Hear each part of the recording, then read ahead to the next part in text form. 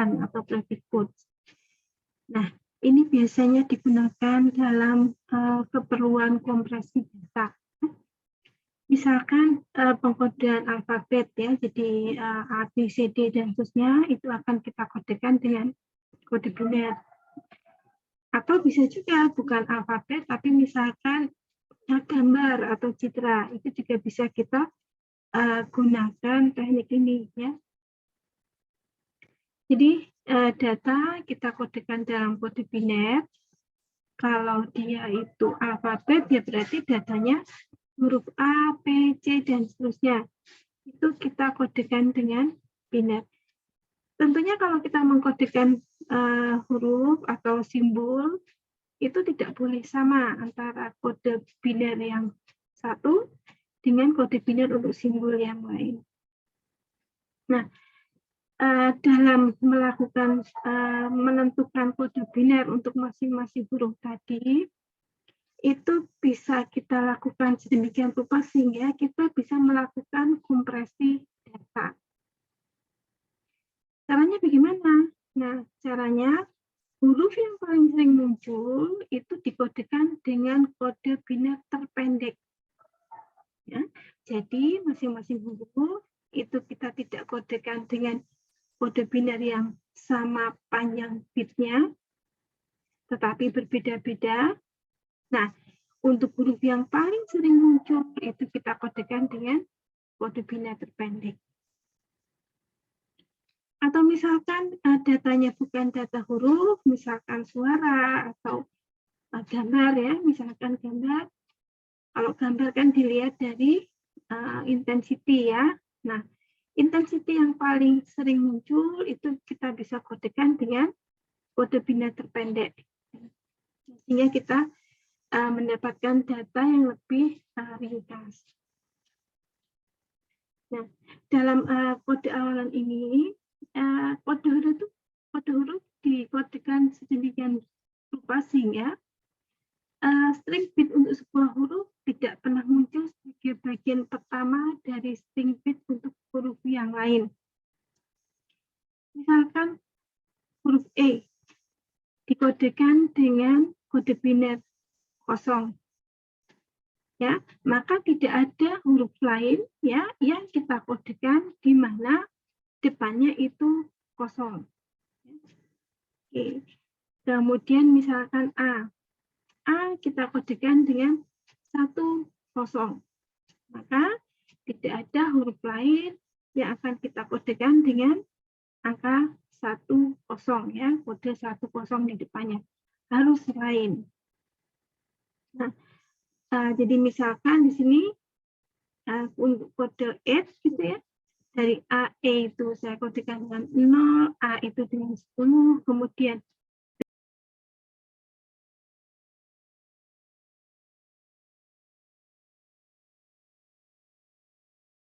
11, E itu 0, E itu 0, A itu 10, dan T itu 11, maka kode biner untuk F adalah 1, 0, 1, 1, 0. Jadi ketika pertama kali 1, itu langsung 0 ya. Jadi tidak ada huruf yang awalnya 1, 0 ya, tidak ada.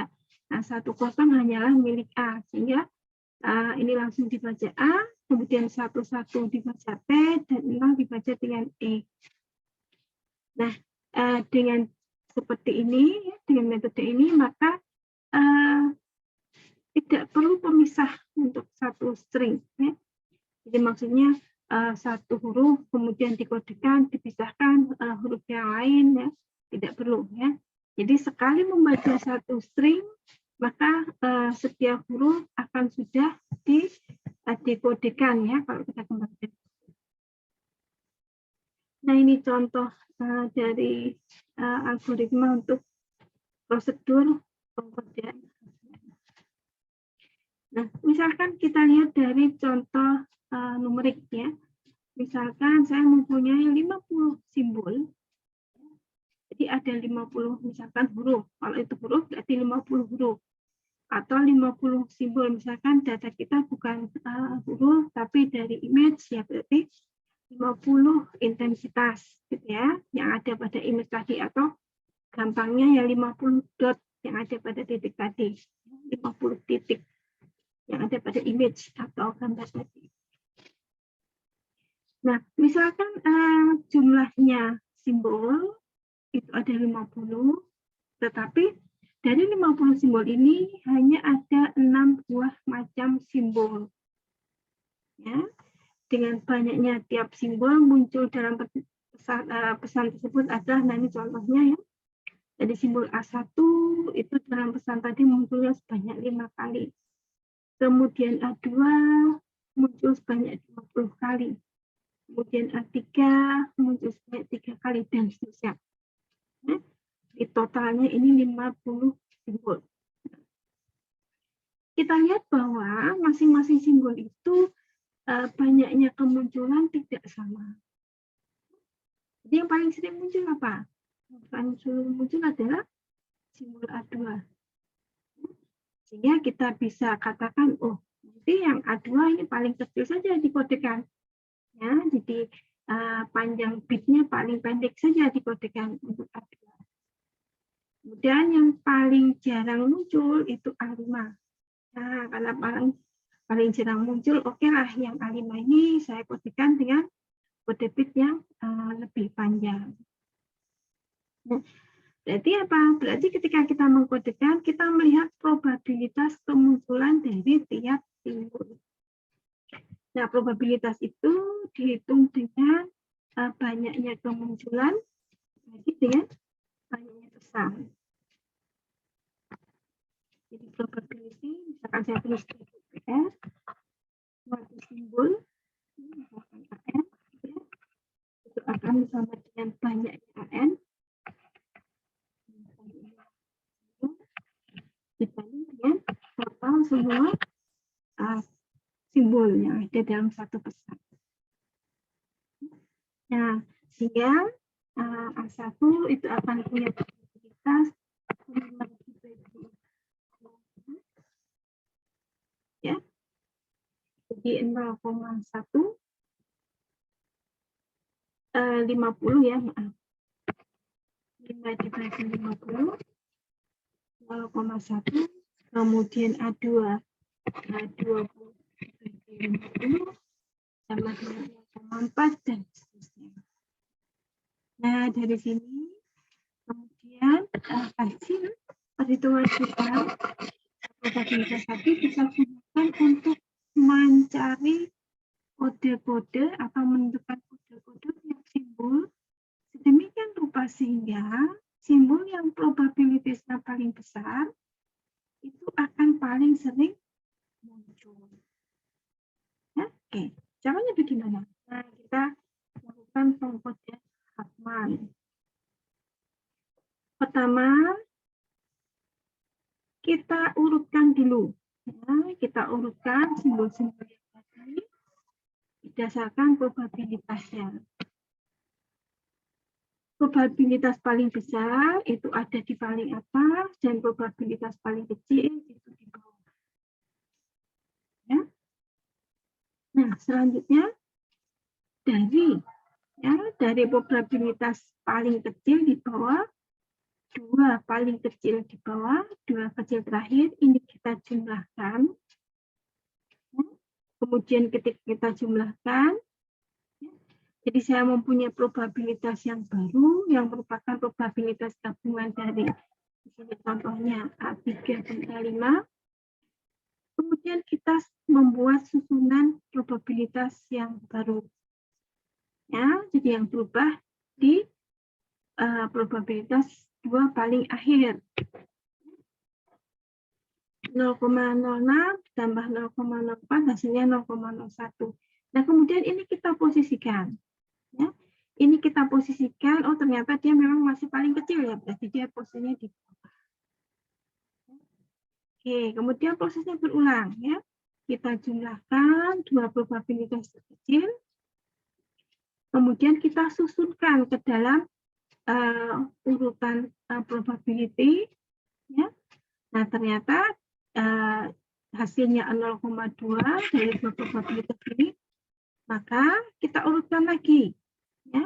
Jadi kalau yang belum kita lakukan proses masih ada 0,1, maka 0,2 berada di atas 0,1. Nah, demikian seterusnya ya. 0,1 dan 0,2 kita jumlahkan, kemudian kita urutkan lagi. Kalau tidak ada yang lebih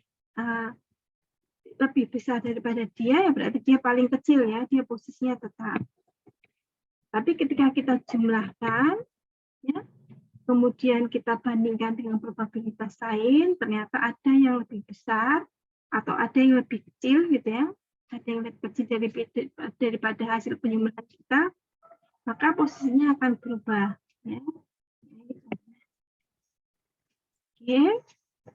Nah, langkah pertama ini disebut sebagai langkah maju.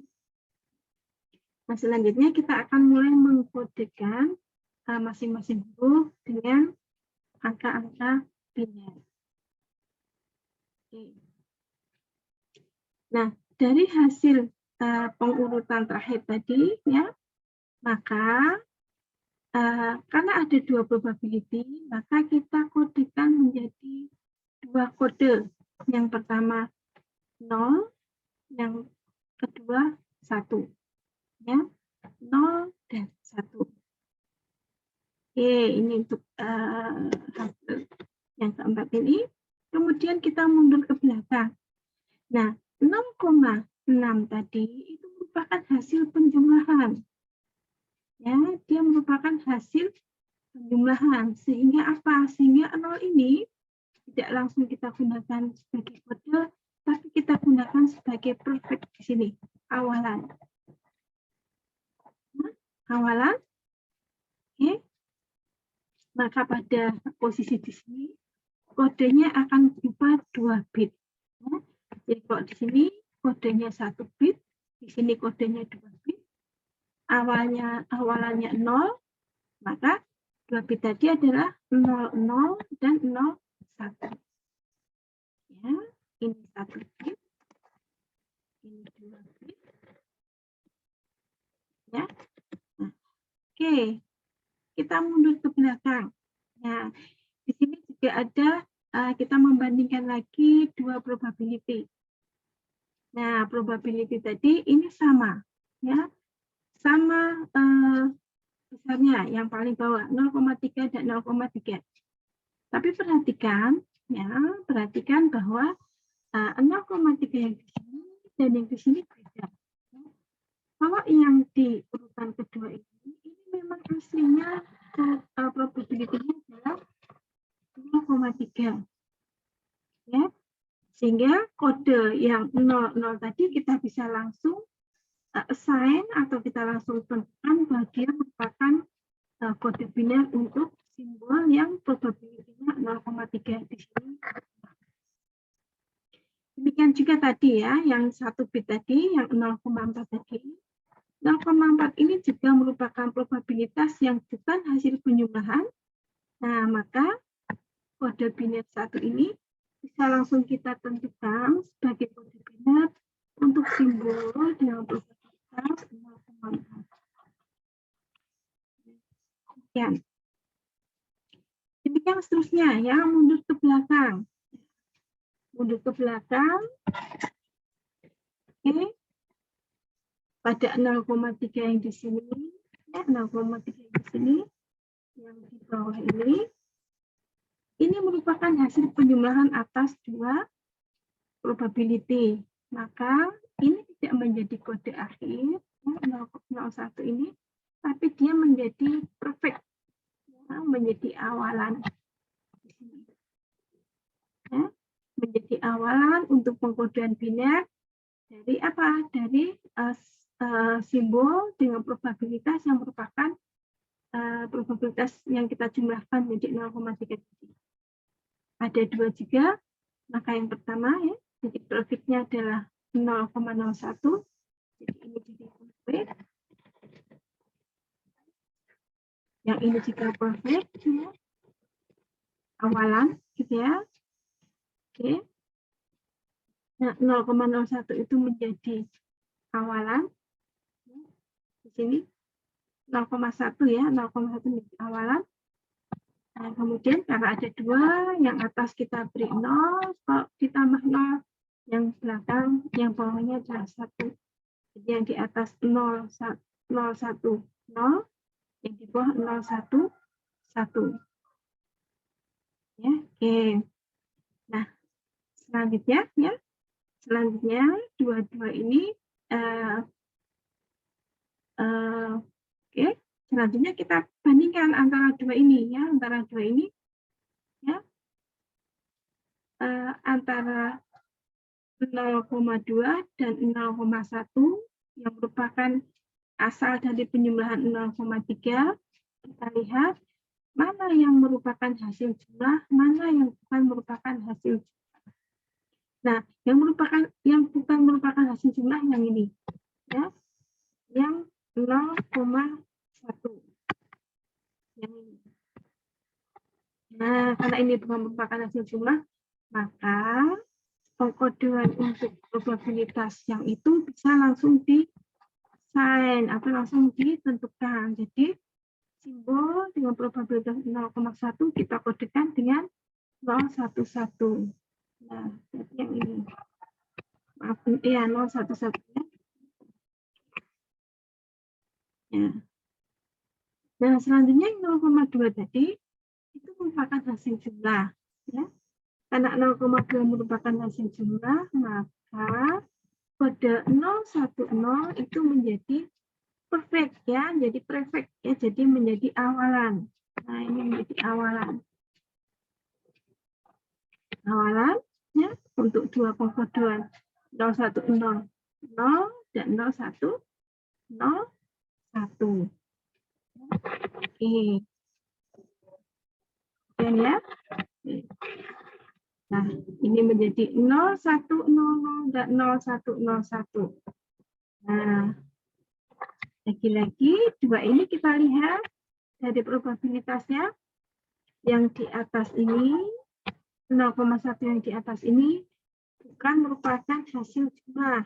Nah, sehingga kita bisa langsung menggunakan kode benar ini untuk mengkodekan ya, probability 0,1 ya, yang bersesuaian ya, di sini. Nah, jadi R4 karena probabilitasnya 0,4 kita kodekan dengan 0100. Ya. Kemudian yang kode yang di bawah 0101 itu merupakan hasil jumlah, maka 0101 itu akan merupakan perfect ya, atau awalan. Ya. Nah, awalannya di sini. Nah, awalan ini tentunya karena untuk dua huruf, yang satu kita tambahi 0, yang satu kita tambahi 1. Demikian ya, sehingga kita mendapatkan hasil pengkodean untuk masing-masing simbol. Dengan kode yang berbeda-beda. Dan dengan langkah yang tadi, kita pastikan bahwa satu kode itu tidak akan merupakan awal bit dari kode untuk simbol huruf yang lain. Jadi misalkan ketemu 1, itu tidak akan ketemu 1 kemudian 0, 1 kemudian 1, tidak ada. Ya, ketika ketemu 1, langsung kita kodekan menjadi 0, menjadi A2. Ya, langsung dikodekan menjadi A2.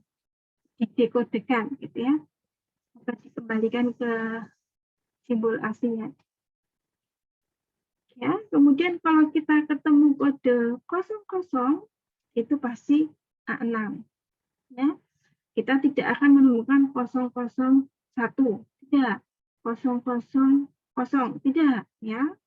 Sehingga begitu ketemu 00, kita akan mengassign atau mengembalikan ke dalam simbol aslinya A6. Demikian seterusnya, ya. Dengan cara seperti ini, maka huruf yang paling sering muncul itu kita kodekan dengan kode paling sedikit bitnya dan huruf yang paling jarang muncul kita kodekan dengan bit yang lebih panjang. Dan pengkodeannya dengan langkah-langkah tadi sedemikian rupa sehingga ketika mendekode atau mengembalikan kode biner ke dalam huruf itu kita tidak akan pernah keliru ya. Kalau tidak ada error di pengiriman, misalkan ini untuk keperluan pengiriman transaksi data ya,